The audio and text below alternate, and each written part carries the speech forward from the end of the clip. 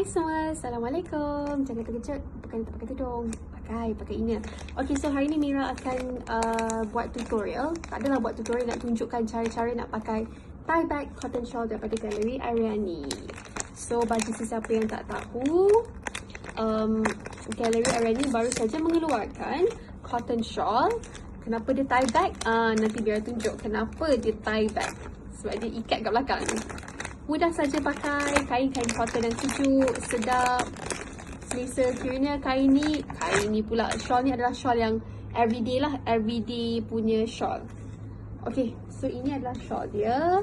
Mira baru je unboxing, so dia common sikit lah, tapi Mira akan tunjukkan cara-cara untuk pakai dia.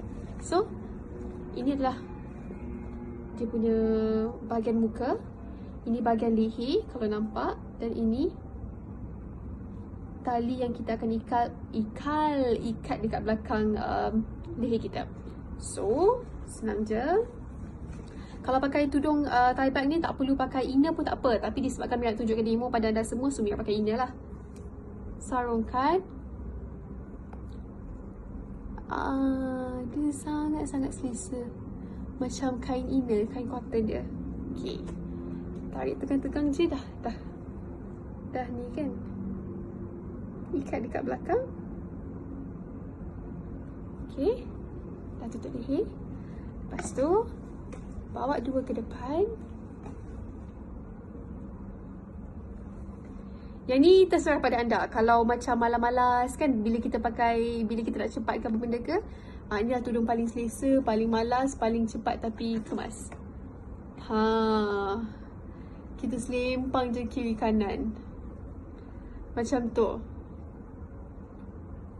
Dah siap. Itu satu.